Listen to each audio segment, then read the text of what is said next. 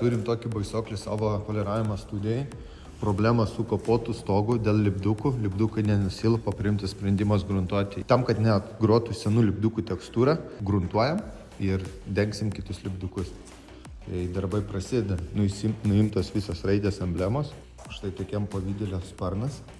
Su tokia problema, su stipriai išdegusiu laku. Žinoma, mes visą tai sutvarkysim. Pasižiūrėkime vaizdą iš išorės, kaip atrodo visas automobilis. Automobilis atkeliavo iš Amerikos, visas sunaikintas.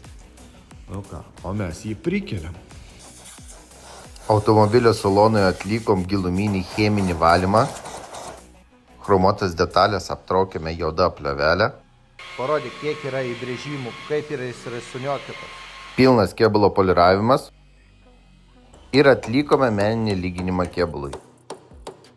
Automobilį apklijavome geltoną plėvelę.